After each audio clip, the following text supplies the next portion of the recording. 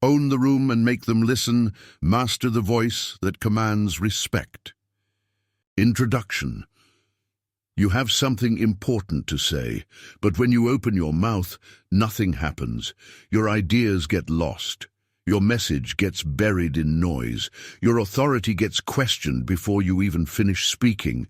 This is not about your ideas. This is about your voice. Picture this. Two people walk into the same room with the same message. One speaks for 20 minutes and leaves the audience confused. The other speaks for 2 minutes and creates movement. Different discipline. The first person talks, the second person leads. People don't follow your ideas, they follow your voice. Your voice is not just sound. It's your presence, your certainty, your ability to cut through noise with clarity. Most leaders never develop their voice. They perfect their slides, but never learn the discipline that transforms words into influence. They speak to be heard. Leaders speak to be followed. Every day, good ideas die because they were delivered by weak voices. Every day, teams drift without direction because their leaders speak without authority. This stops now. This book contains the disciplines that separate voices from leaders, not communication tricks, not speaking techniques, the disciplines of power. You will discover how discipline becomes the foundation of every word you speak.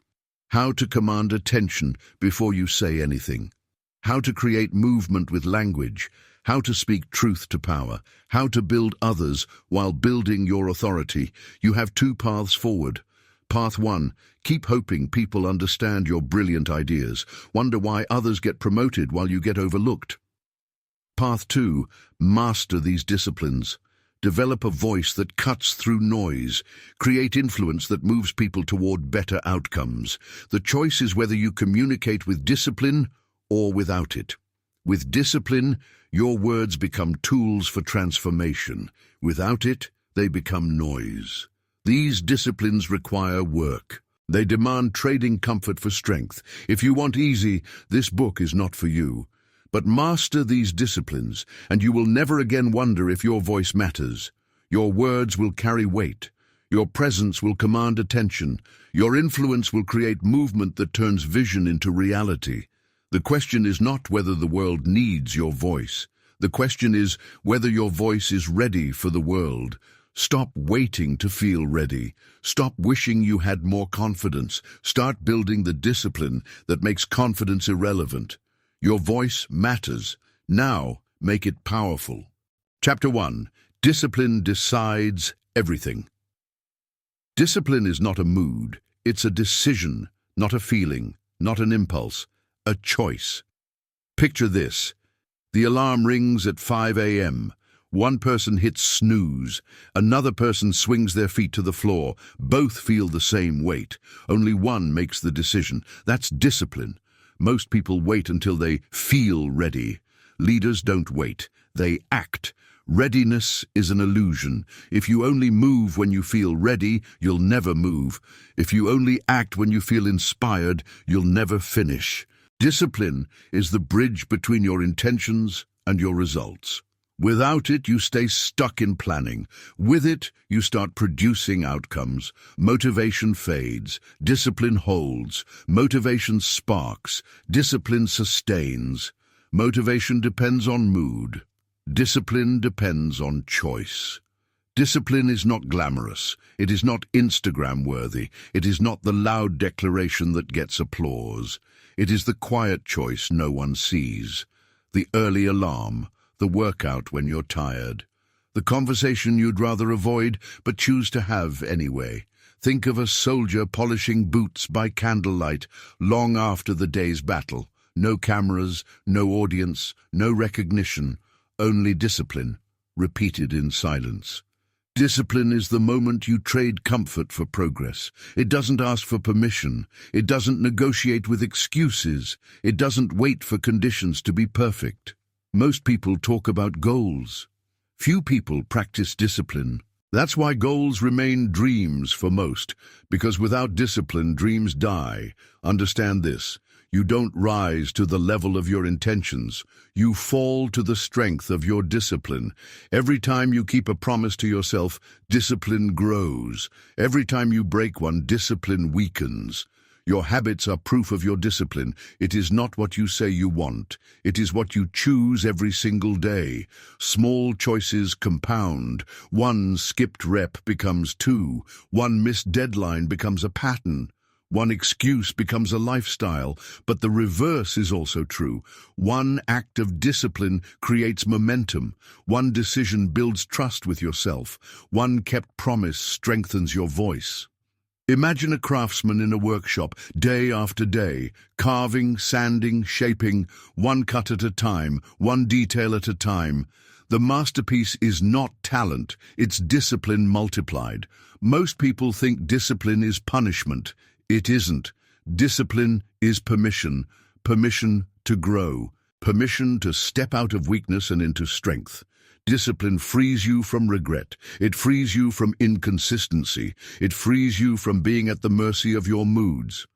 Without discipline, you are a slave to impulse.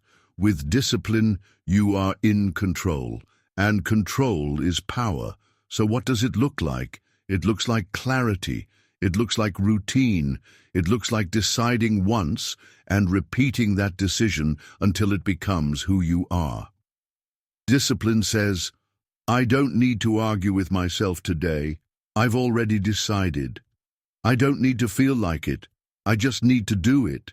I don't need approval. I need results. That mindset changes everything. And here's the truth no one tells you. Discipline gets easier. Not because life softens, but because you strengthen. At first it feels heavy. It feels unnatural. It feels like resistance. But over time, the weight that once crushed you becomes the weight that builds you.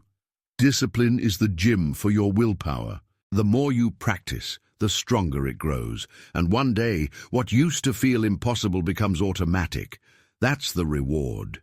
Discipline isn't loud, it's steady, it's quiet, it's consistent. But consistency is what wins. Noise fades, hype disappears. Consistency builds legacies. People don't remember your intentions, they remember your actions, and actions are nothing more than discipline expressed. Picture a mountain climber, step after step, breath after breath. The summit isn't reached in leaps, it's reached in disciplined repetition. That is what builds a legacy. Stop waiting for the right moment. Make this moment right. Stop hoping motivation will carry you. Build discipline to carry yourself. Stop negotiating with your excuses. Start deciding with your standards. Discipline is not what you sometimes do. It's what you always choose. So choose it today. Choose it tomorrow. Choose it until it becomes you. Because once discipline becomes you, nothing can stop you. That's the voice of discipline, firm, steady, unshakable. And if you want to lead, if you want to build, if you want to last, discipline is not optional. It is everything. Discipline builds your foundation. But once you have it, the question is this: how do you carry it into your words? Leadership is not only about what you do, it's about what you say. Without clarity, discipline collapses into noise. Chapter 2. Clarity commands influence. Clarity is power. Confusion is weakness. When people don't understand you, they don't trust you.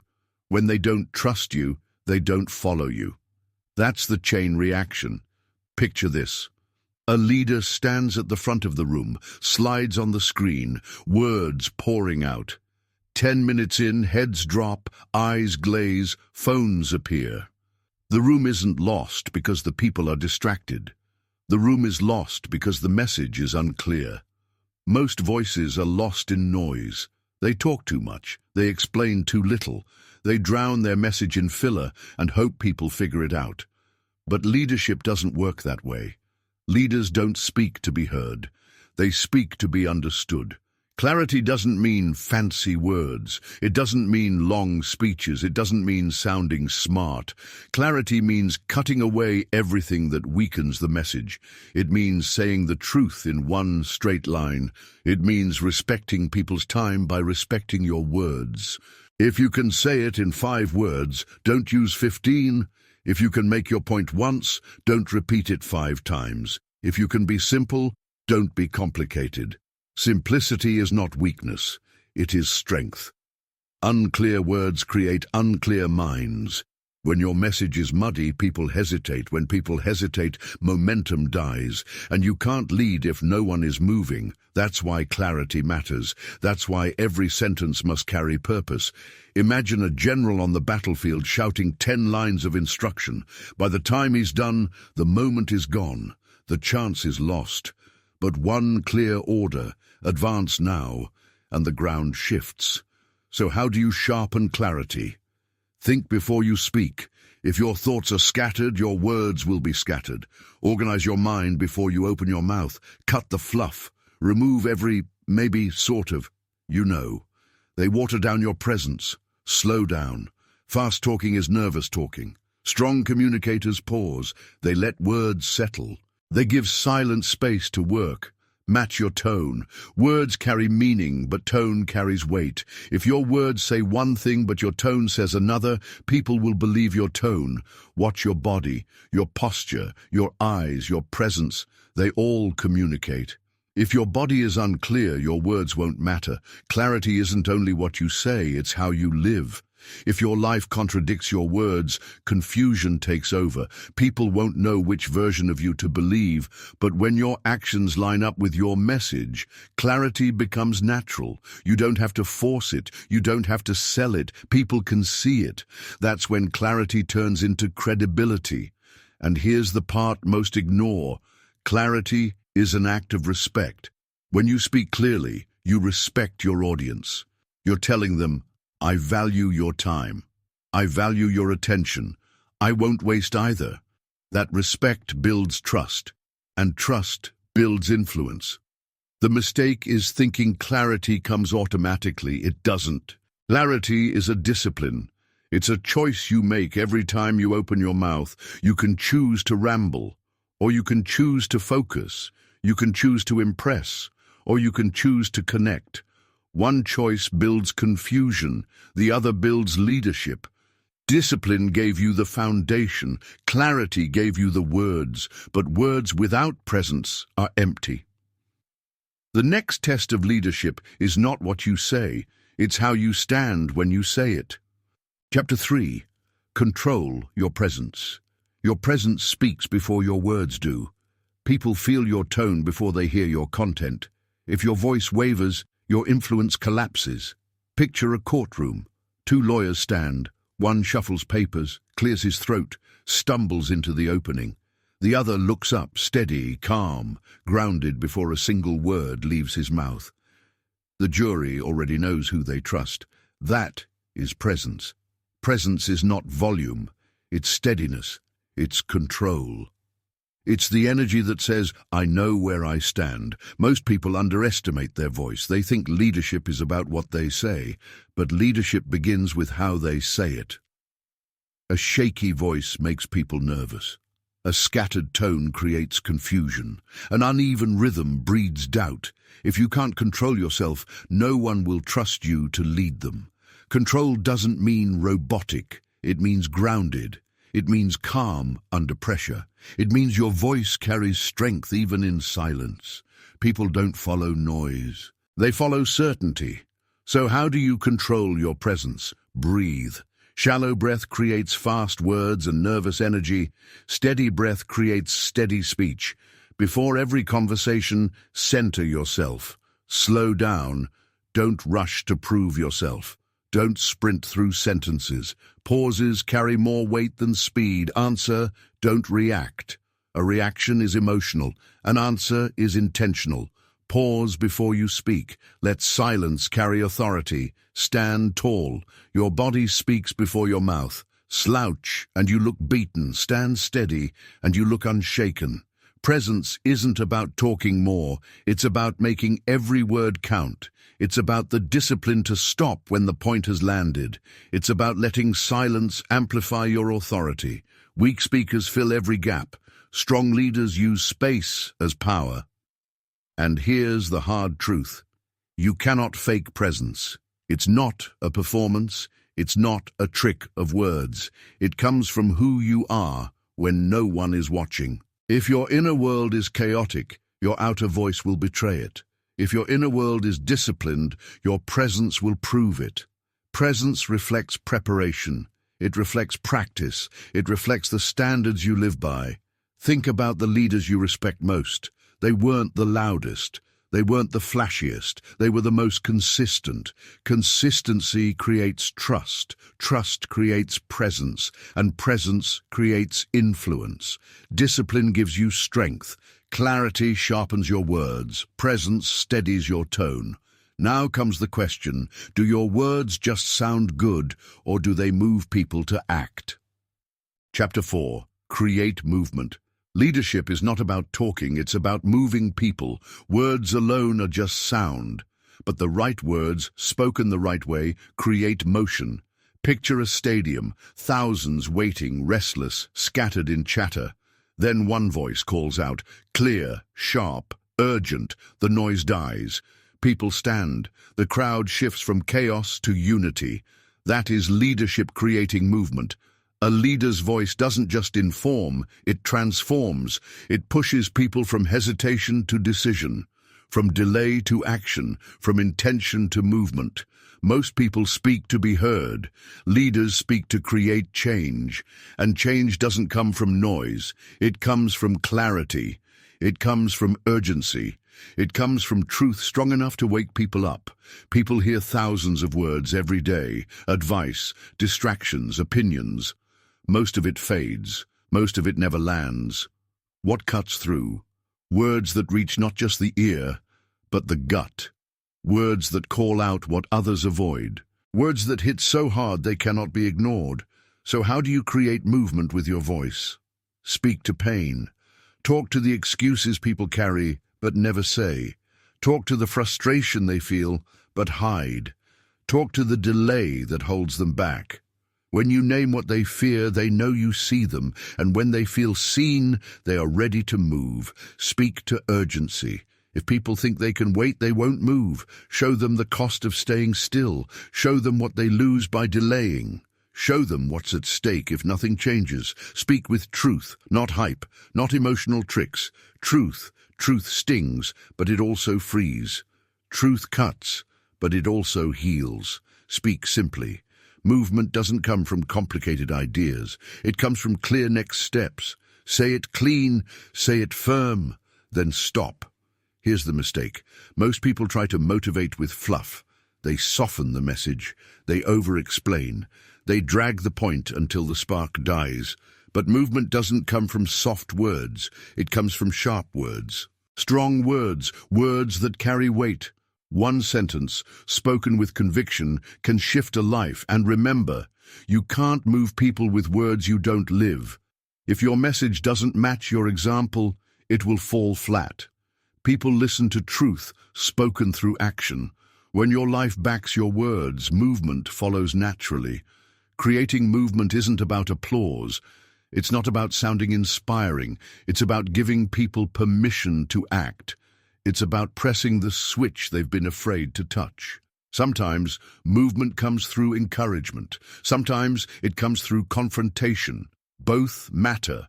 Both are leadership. Movement matters. But the sharper the words, the stronger the movement. And nothing sharpens like simplicity. Chapter 5. Strength in Simplicity.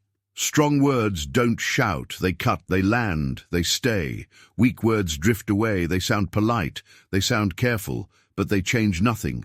Leadership doesn't need more noise, it needs more clarity, and clarity is born from simplicity. Most people confuse length with depth. They think more words equal more impact. They think repetition equals strength. But the truth is the opposite.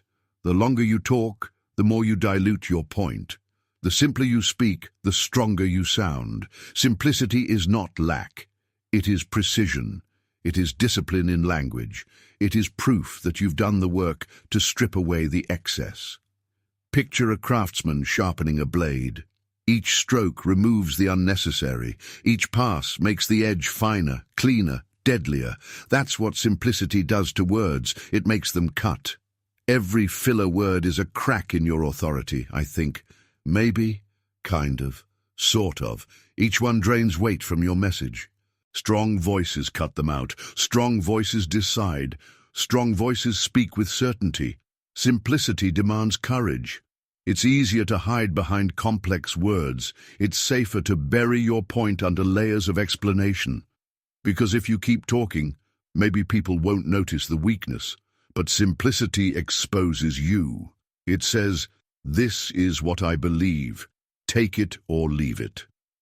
That's why people remember simple words, because they carry conviction. Think of the leaders who shaped history. They didn't speak in paragraphs. They spoke in lines. Lines so sharp they cut through decades.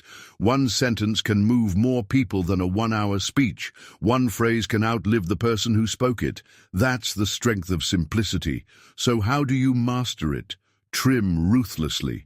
If the word doesn't add weight, cut it. If the sentence doesn't add power, cut it.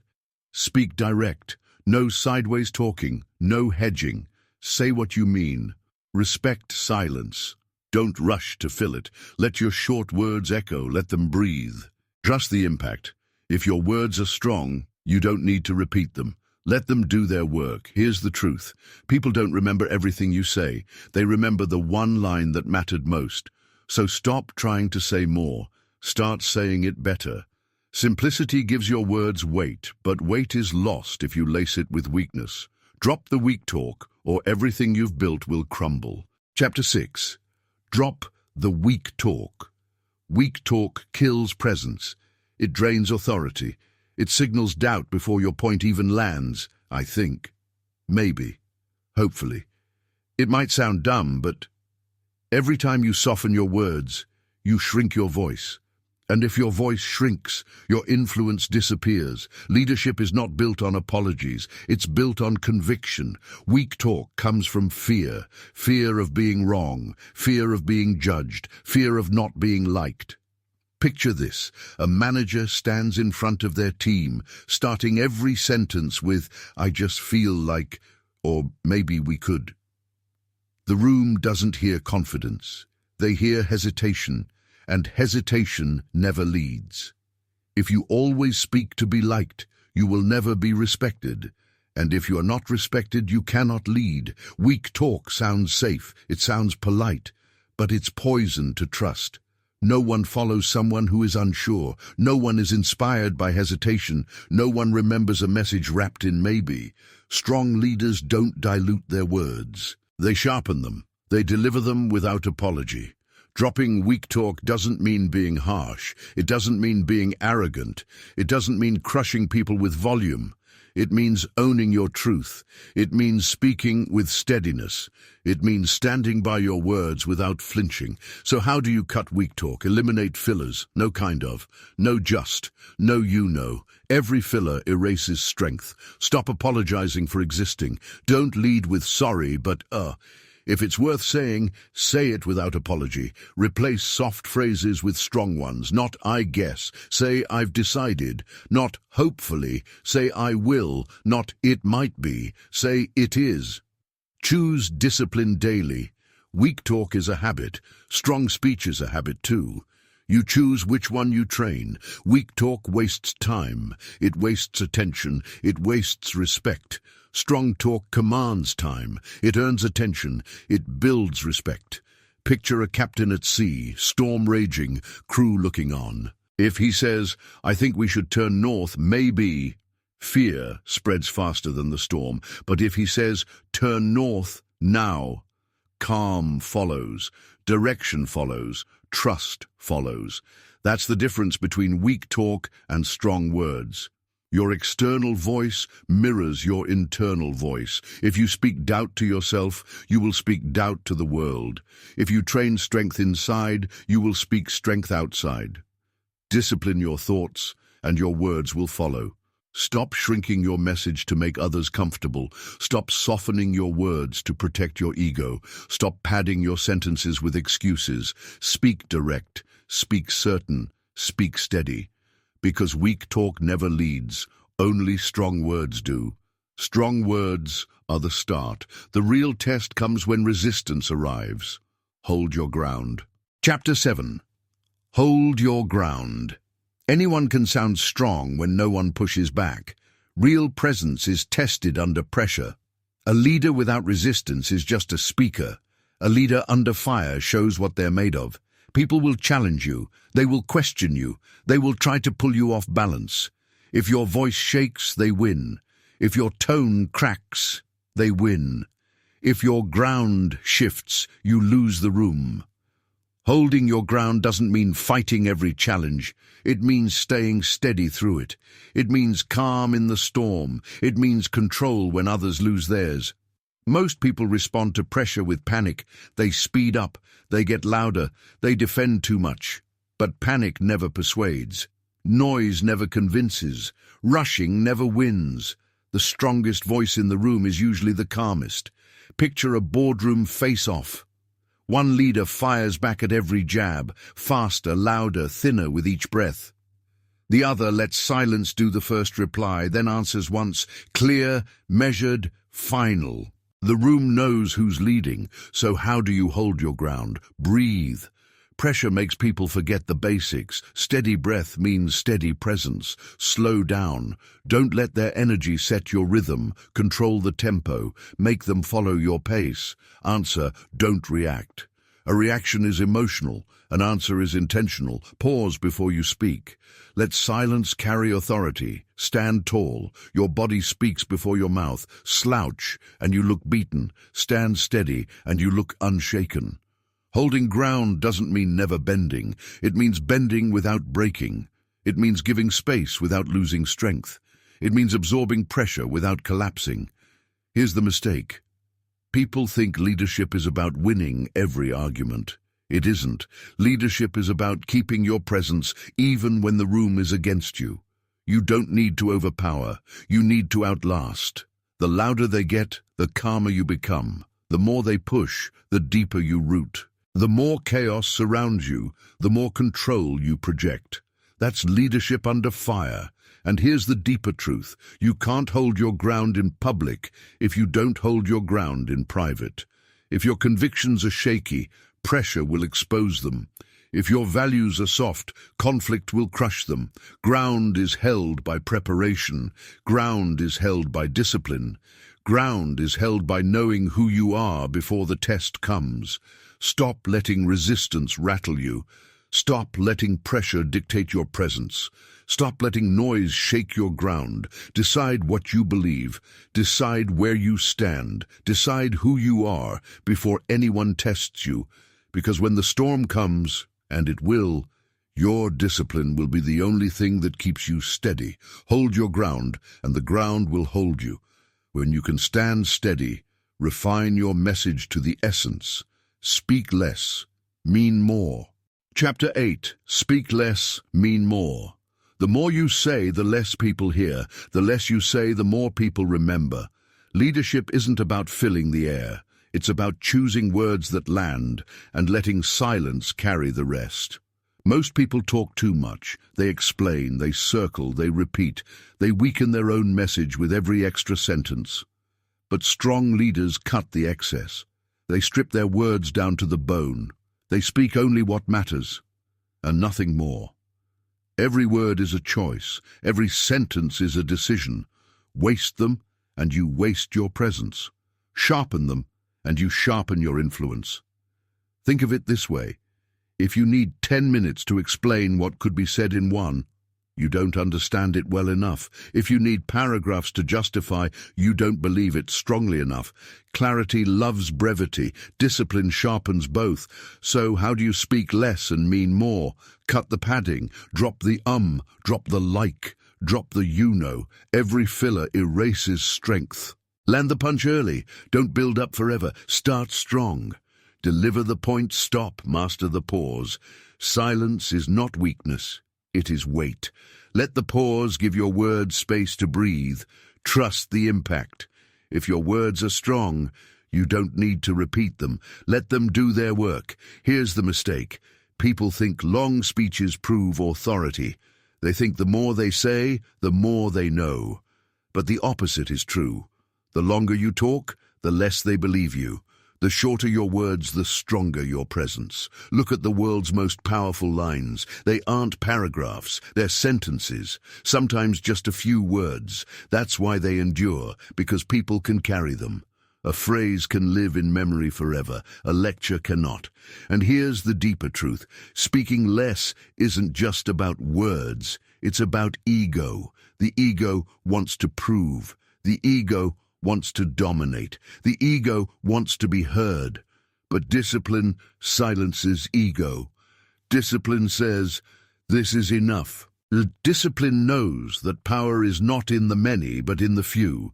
Speak less, mean more. Cut the weak words, drop the filler, eliminate the clutter. Don't try to impress with length, impress with impact. Don't try to overwhelm with words, overwhelm with weight. Because when you speak less and mean more, your words become impossible to ignore. When you strip your message to what matters most, memory does the rest. That leads to the final measure. Don't just be heard, be remembered. Chapter 9. Be remembered, not just heard. Anyone can be heard. Noise is everywhere, but few are remembered. That's the difference. Being heard is volume. Being remembered is weight. Most voices fade the moment they stop speaking. They filled the air but left no mark. They made noise but created no movement. Leaders speak for legacy. They don't just talk to be noticed. They talk to be remembered. What makes a message stick? Not length, not complexity, not cleverness. What makes it stick is truth, delivered with discipline. Words so clear, so sharp, so simple, they lodge in the mind and refuse to leave. Picture a crowd decades later still repeating one line, one phrase, one truth they first heard long ago. The voice is gone, but the words remain. That's the power of disciplined speech. Think of the lines that shaped history. They were not paragraphs. They were not speeches buried in detail. They were truths carved into sentences. And people remember them decades later because they still cut. They still carry weight. Here's the mistake. Most people speak for reaction. They want applause. They want approval. They want to sound good in the moment. But applause fades. Approval vanishes. Only impact remains. To be remembered, you must speak from conviction. People don't carry your performance. They carry your belief. If your words are just noise, they forget. If your words are lived truth, they hold on. So how do you create words that last? Speak your core. Don't talk about everything. Talk about what matters most. Cut the excess. If it doesn't carry weight, it doesn't belong. Anchor with image. People remember pictures, not lectures. Turn your point into a picture they can't unsee. Repeat the truth, not with clutter, not with noise, with rhythm, with cadence, with impact. Being remembered isn't about one great speech. It's about disciplined consistency, every word aligned, every action aligned, every moment proving the same truth. That's how words become legacy. Stop chasing volume, stop chasing applause, stop chasing quick reactions. Choose weight, choose clarity, choose words worth carrying. Speak in a way that lives beyond you. Speak in a way that people remember when they face their hardest moments. Speak in a way that echoes long after your voice is gone. Because leaders are not measured by how loud they spoke. They are measured by how long their words lived. Don't just be heard, be remembered. Chapter 10. Listen to lead. Most leaders think leadership is about talking. Wrong. Leadership is about listening. The loudest voice in the room is rarely the strongest. The strongest voice knows when to speak and when to stay silent. Picture two executives in a crisis meeting. One dominates the conversation, cutting off every input, pushing his agenda with force. The other asks three sharp questions, listens completely, then delivers one decision that moves everyone forward. Who led that room? Listening is not passive. It is active intelligence. It is gathering data before you deploy words. It is understanding the terrain before you advance. Most people don't listen. They wait to speak. They reload while others talk. They miss the intelligence that could sharpen their response. But leaders listen for leverage. They listen for gaps. They listen for what others miss. And when they finally speak, their words carry the weight of understanding. Here's the discipline. Listen first, judge second, speak last. When someone talks, they reveal more than their position. They reveal their fears, their motivations, their blind spots. That intelligence is power, if you're disciplined enough to capture it. Weak leaders interrupt, strong leaders absorb, weak leaders assume, strong leaders investigate, weak leaders react to the surface, strong leaders respond to the depth. So how do you listen to lead? Stop preparing your response while they speak. If you're building your argument, you're not gathering intelligence. Ask one more question. When you think you understand, dig deeper. The surface answer is rarely the complete truth. Watch what they don't say. Body language speaks louder than words. Hesitation reveals more than certainty. Reflect before you respond. Process what you heard. Extract what matters. Then choose your words with precision. Listening is not weakness, it is strategy. It is gathering ammunition for truth. It is collecting the pieces that others scatter, then assembling them into clarity. When you listen completely, your words hit differently. They land with accuracy because they're aimed with intelligence. They carry authority because they're built on understanding. Stop rushing to prove you're the smartest voice in the room. Start proving you're the most prepared. Listen to lead. The discipline of silence sharpens the power of speech. Chapter 11. Question like a surgeon. The right question cuts deeper than any statement. It exposes what others hide. It reveals what others miss. It moves people where arguments cannot. Most people ask weak questions. How are you? What do you think? Generic, meaningless. They get generic, meaningless answers. Leaders ask surgical questions, precise, sharp, impossible to avoid. A strong question doesn't seek information. It seeks truth. It doesn't accept surface answers. It demands depth. Picture a detective questioning a suspect. Not, "Were you there?" That's yes or no. Easy to dodge. Instead, "Walk me through exactly where you were at 9:47 p.m. That demands details. Details reveal truth. Here's the difference. Weak questions let people hide. Strong questions make hiding impossible. Weak question, "Are you committed to this project?" Strong question, "What are you willing to sacrifice to make this succeed?" Weak question, "Do you understand?" Strong question, "Tell me what you'll do differently tomorrow." Weak question, "Any concerns?" Strong question, "What's the one thing that keeps you awake about this decision?" See the difference. Strong questions cut to the bone. They bypass the comfortable and land on the uncomfortable. That's where truth lives. So how do you question like a surgeon? Ask about specifics, not generalities. What exactly happened between 2 p.m. and 4 p.m.? Not, how was your afternoon? Dig into the gap. Find where their words don't match their actions. Question the space between. Make them choose. If you could only fix one thing, what would it be? Choice reveals priority. Priority reveals truth. Follow the tension. When they hesitate, lean in. When they deflect, press deeper. Discomfort means you're close to something real. Here's the mistake. People think questions are for gathering information. Wrong. Questions are for creating movement. The right question can shift a person's entire perspective. It can crack open denial. It can force facing what they've been avoiding. But here's the discipline. Question with purpose, not cruelty. Cut with precision, not malice. The goal is not to wound. The goal is to reveal, to heal, to move forward with truth instead of illusion.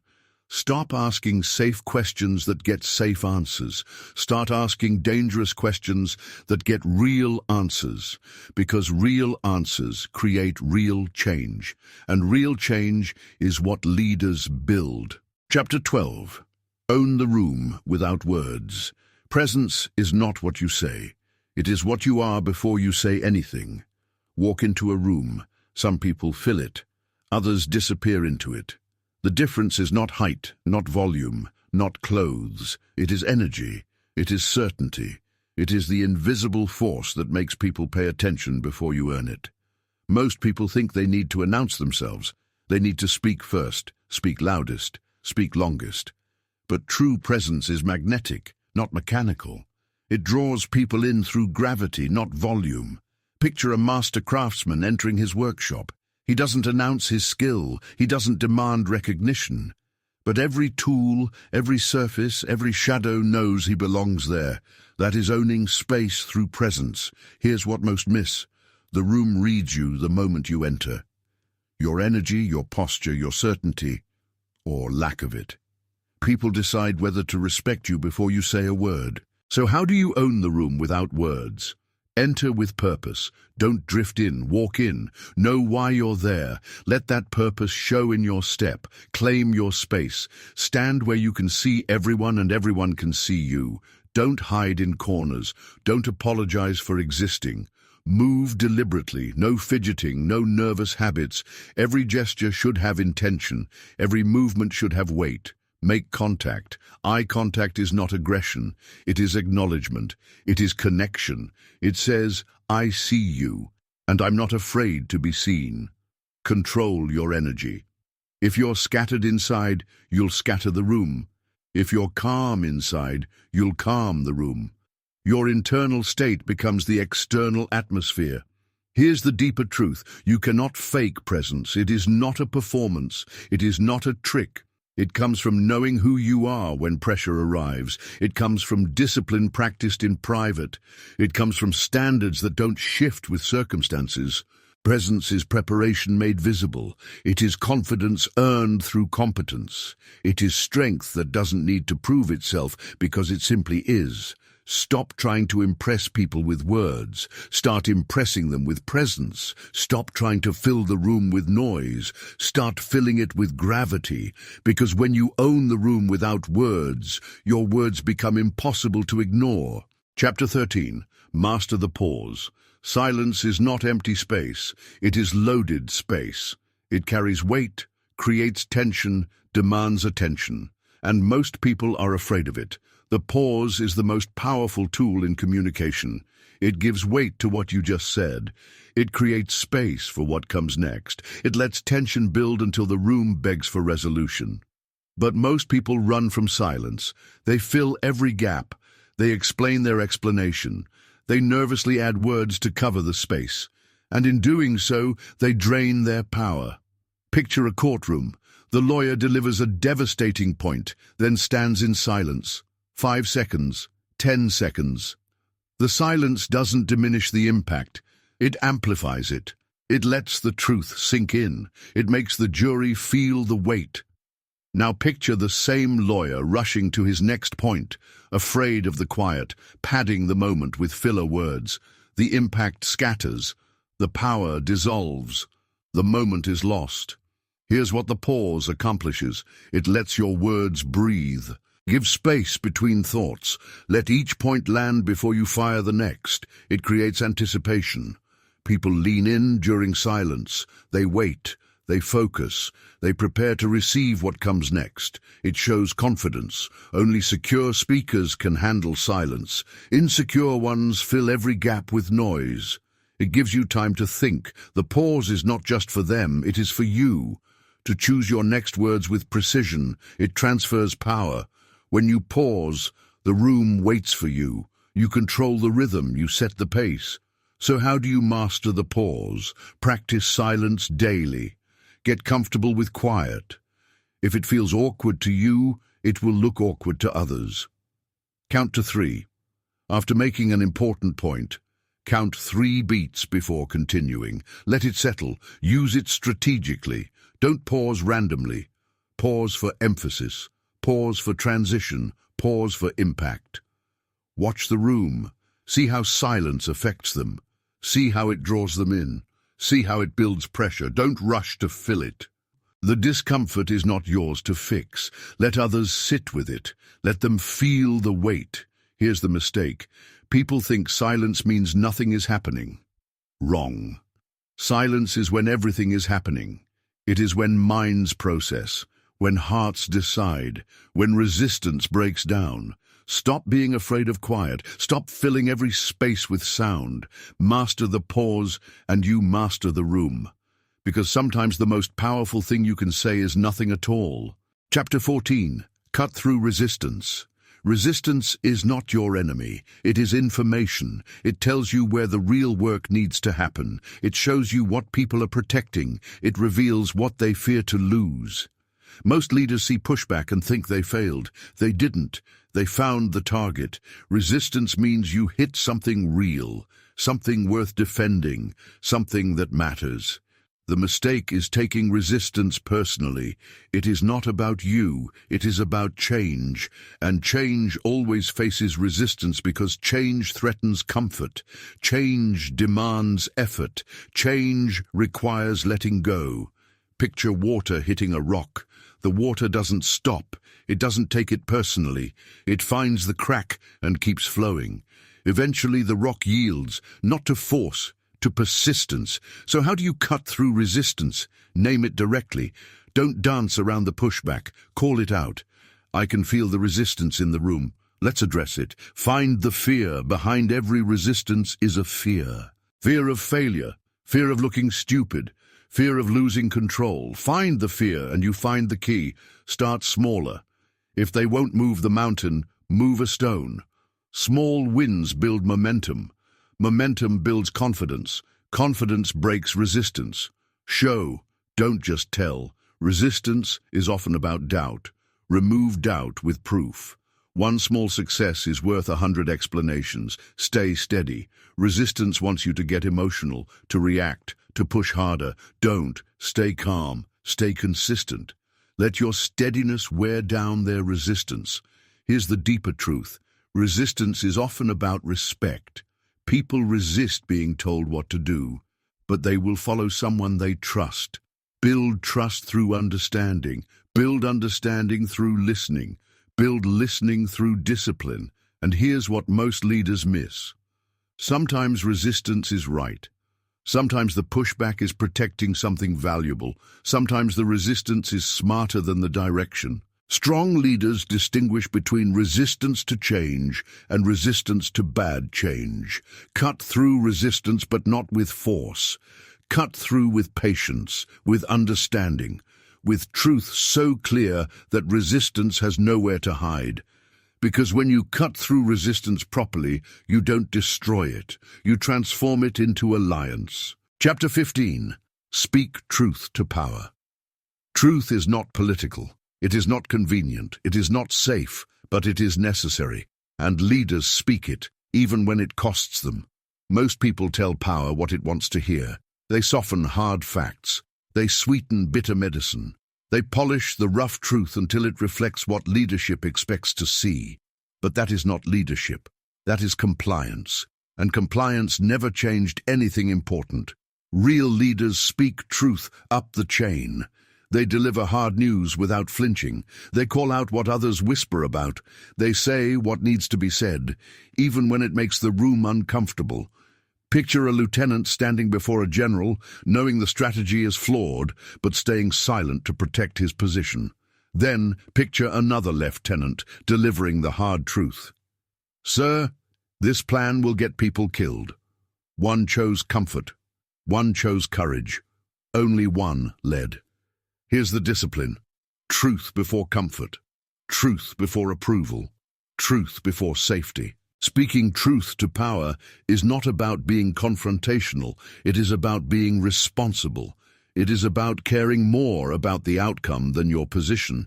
It is about serving something bigger than your career. So how do you speak truth to power? Lead with respect. Truth without respect sounds like attack. I respect the decision, but here's what the data shows. Come with solutions. Don't just point out problems. Bring options. Here's what I see happening. Here are 3 ways to address it. Choose your moment. Truth needs the right timing. When emotions are high, truth gets lost. Wait for the moment when it can be heard. Stand on facts. Opinions are easy to dismiss. Facts are harder to ignore. Build your truth on evidence, not feelings. Accept the cost. Truth sometimes costs promotion, sometimes costs favor, sometimes costs comfort. Accept it. The cost of staying silent is always higher. Here's what people fear. Speaking truth to power will end their influence. But the opposite is true.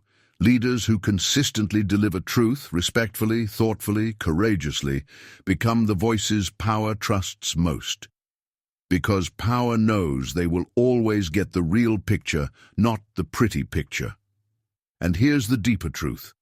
Power respects courage, not reckless challenge, not disrespectful attack, but thoughtful courage. Truth delivered with strength and respect. That builds influence, not destroys it. Stop telling leadership what they want to hear. Start telling them what they need to know. Because when you speak truth to power, you become the person power turns to when truth matters most. Chapter 16. Know when to stop. The most powerful word in leadership is often the last one. Knowing when to stop talking is knowing when to start leading. Most people don't know when to end. They over-explain. They repeat their strong points until they become weak. They keep talking past the close. They dilute victory with unnecessary words. Picture a negotiation. One side makes a compelling offer. Strong, clear, fair. Then they keep talking. They add conditions. They justify their position. They explain why it's good for the other side. By the time they stop, the strong offer sounds desperate. Here's the truth. Your best point is often your last point. Everything after that is usually subtraction, not addition. Knowing when to stop requires discipline. It requires fighting the urge to fill silence. It requires trusting that your words were enough. It requires confidence in your impact. So how do you know when to stop? Stop when you've made your point. One clear statement is stronger than 3 explanations of the same statement. Stop when you see understanding, when their posture shifts, when their expression changes, when they nod, the message landed. Move on. Stop when emotions rise, yours or theirs. High emotion kills clear thinking. End the conversation. Return when temperature drops. Stop when you start repeating. If you already said it, saying it again won't make it more true. It will make it less powerful. Stop when the decision is made. Don't negotiate with success. Don't oversell a closed deal. Don't explain a yes. Here's the mistake. People think more words equal more persuasion. Wrong. More words equal more confusion, more opportunities for doubt, more chances to talk yourself out of success. And here's the discipline. Stopping requires preparation. You must know your key points so well that when you deliver them, you know they're complete. You must trust your preparation enough to let it work without help. The hardest part of communication is not knowing what to say. It's knowing when you've said enough. Master that, and you master influence. Because the conversation often ends when you decide to stop talking, not when others decide to stop listening. Chapter 17. Build others up. Leadership is not about being the brightest light in the room. It is about making other lights shine brighter. The weakest leaders hoard attention. They take credit. They diminish others to elevate themselves. They think leadership is about being above everyone else, but real leaders build platforms, not pedestals. They create stages for others to succeed. They use their voice to amplify other voices, not silence them. Picture 2 coaches. One screams at every mistake, takes credit for every win, makes every conversation about their wisdom. The other develops players, celebrates their growth, speaks their names when victory comes. Which team would you rather play for? Which coach builds lasting success? Here's the truth. Leaders are measured by what they create, not what they achieve. They are remembered for who they developed, not how they performed. They are judged by the strength of those they leave behind. Building others requires security. Insecure leaders cannot build others because they fear being overshadowed. They fear being replaced. They fear losing relevance. But secure leaders know the truth. The stronger your people, the stronger you become. The more capable they are, the more they can accomplish. The higher they rise, the higher they lift you. So how do you build others up? Speak their names in rooms they've never entered. Give them credit in conversations they'll never hear. Let their reputation grow beyond their presence. Create opportunities for them to shine. Don't take every spotlight. Share it. Step back and let them step forward. Invest in their growth, not just their performance, their development, their potential, their future, even if it means they outgrow you. Correct in private, praise in public. Mistakes are learning moments, not shame moments. But victories deserve witnesses. Ask for their input, not just their output, their ideas, their perspective, their solutions. Make them partners, not just workers. Here's what building others creates: loyalty that cannot be bought, commitment that cannot be forced, influence that cannot be stolen. Because when you build others up, they don't just work for you, they believe in you. And here's the ultimate truth: the leaders who build the most people become the leaders who influence the most people, not through force, not through fear, through respect earned by making others better than they thought possible. Stop trying to be the smartest person in the room. Start building the smartest room possible, because when you build others up, you don't diminish, you multiply. Chapter 18, Lead Through Crisis. Crisis doesn't build character, it reveals it. When pressure comes, the real leader emerges or the fake one collapses. Anyone can lead when things are smooth, when budgets are met, when people are happy, when plans work perfectly. But that's not leadership, that's management. Leadership is tested when the plan fails, when resources disappear, when people panic, when comfortable becomes chaos. That's when your voice matters most, because that's when others stop using theirs. Picture a ship in a storm. Some captains pace the deck, shouting orders that contradict each other, spreading their panic to the crew. Others stand steady at the helm, voice calm above the wind, each command precise and certain. Same storm, different leaders. Crisis exposes who has practiced discipline and who has only talked about it, who has built strength and who has only borrowed it, who leads from principle and who leads from convenience. In crisis, people don't need your fear. They need your certainty. They don't need your panic. They need your plan. They don't need your questions. They need your answers. So how do you lead through crisis? Stay calm first. Your energy becomes their energy. Your temperature becomes the room's temperature. If you're steady, they can be steady. Communicate more, not less. In chaos, people create stories to fill information gaps. Fill the gaps with truth before they fill them with fear. Make decisions quickly. Perfect information doesn't exist in crisis. Act on good information. Speed beats perfection when time is burning. Focus on what you can control. Crisis brings 1,000 problems. Solve the ones in your power. Let others waste energy on what cannot be changed. Show up consistently. Don't disappear when pressure rises. Be more present, not less. Visibility builds confidence. Here's the mistake. Leaders think crisis requires new skills. Wrong. Crisis requires the same skills practiced under pressure. The discipline you built in calm times becomes the strength you need in chaos. And here's the deeper truth. People remember how you led them through the worst times, not the best. They remember if your voice stayed steady when theirs shook. They remember if you stood strong when they felt weak. Crisis is not the enemy of leadership. It is the proof of leadership. It is the moment when all your preparation gets tested, when all your discipline pays dividends, when all your practice becomes performance. Don't wait for crisis to reveal your character. Build character now, because when crisis comes, and it will, your discipline will be the only thing standing between leadership and collapse. Chapter 19. Leave them better. The final test of leadership is not what you accomplished. It is what others can accomplish because of you. You will leave.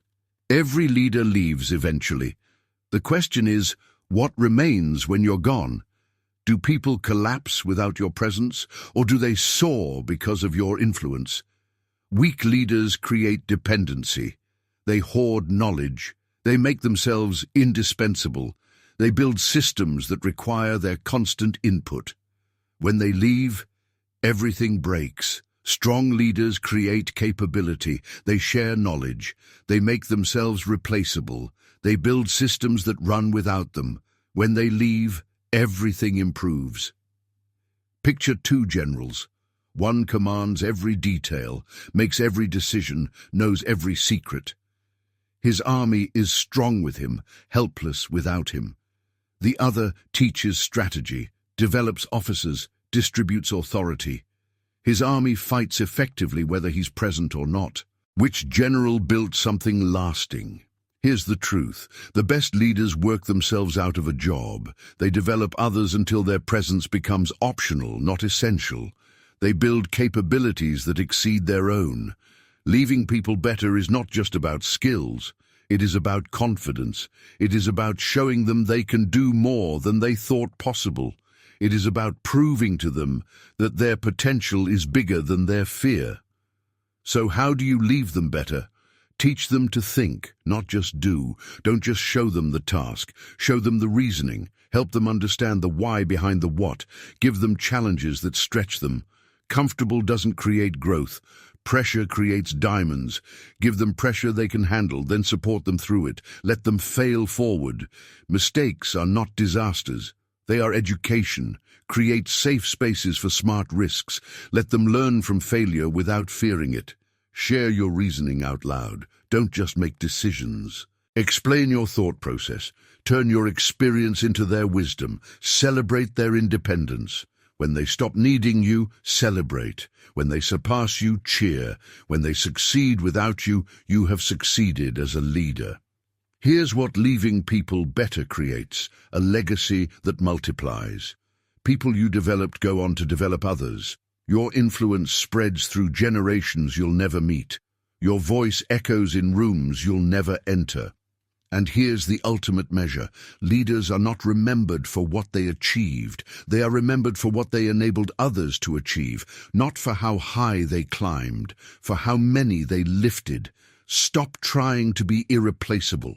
Start making others capable of replacing you. Stop hoarding your knowledge. Start multiplying it through others. Stop building your empire. Start building their abilities. Because the greatest leaders are eventually forgotten. Not because they failed, but because they succeeded so completely that others carried on without needing to remember their names.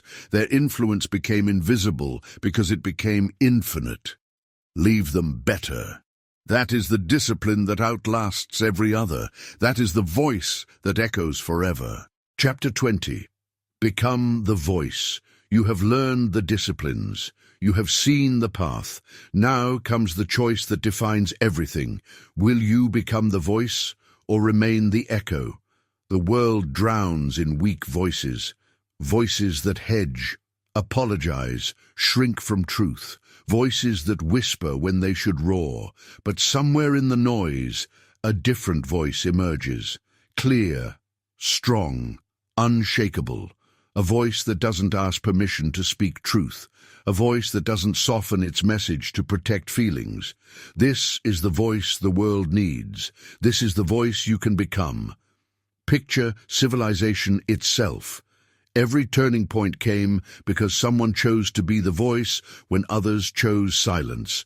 Someone chose to speak when others chose comfort. The voice that said, "We hold these truths to be self-evident." The voice that said, "I have a dream." The voice that said, "Think different." Not perfect voices, but disciplined voices. Voices that understood the weight of words. Voices that chose clarity over comfort. Voices that accepted the responsibility of influence. That voice is available to anyone willing to pay the price. The price is discipline. The price is courage. The price is choosing truth over convenience, impact over approval. You have the knowledge now. The question is not whether you can. The question is whether you will. Here's what becoming the voice requires. Stop waiting for permission. No one will give you authority to lead. You must take it through earned respect, claim it through demonstrated strength, prove it through consistent discipline. Stop making excuses. There will always be reasons not to speak up. The voice ignores reasons and acts on principles. Stop seeking comfort. The voice is not comfortable. It is necessary. It carries weight others cannot carry. It says what others will not say. Accept the cost. The voice pays a price. It faces criticism, resistance, loneliness, but it also creates movement, builds legacies, changes the world. Choose your moment, this moment, not tomorrow, not when you're ready. Now, because the world doesn't wait for perfect voices, it waits for committed ones. Here's the truth. You are already influencing people. Your voice is already shaping opinions. Your words are already creating ripples. The question is whether you will use it with discipline. Every conversation is a choice. Every meeting is a choice. You can be the voice that brings clarity or add to confusion. You can create movement or create delay. You can build others or diminish them. The choice is always yours, in every moment, with every word. The voice understands what others miss. Leadership is not about being heard above others. It is about helping others find their own voice. It is about creating space for truth, building stages for others to stand on. The voice multiplies itself. It doesn't hoard influence. It distributes it. It doesn't silence others. It amplifies them. So stop reading about the voice. Stop thinking about the voice. Stop preparing to become the voice. Become the voice. In your next conversation, choose discipline over comfort. Choose clarity over confusion. Choose truth over convenience. In your next meeting, be the one who speaks when others stay silent. Be the one who asks the hard question. Be the one who names what others avoid. In your next crisis, be the steady presence others can follow. Be the calm in the storm. Be the voice that cuts through chaos with direction. Because the world is not waiting for another echo. It is waiting for the voice, your voice.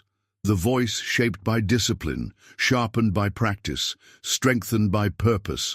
The voice that doesn't just speak, it leads. The voice that doesn't just inform, it transforms. The voice that doesn't just make noise, it makes change. This is not a request. This is a charge. You have been given the tools. You have learned the disciplines. You have seen the path. Now walk it, not someday, today. Become the voice your team needs. Become the voice your family deserves. Become the voice your community is waiting for. Become the voice the world needs to hear. Because leadership is not about having a title. It is about having the courage to use your voice when it matters most. And it always matters most. The question is not whether you can become the voice. The question is whether you will. The world is listening. Your moment is now. Become the voice.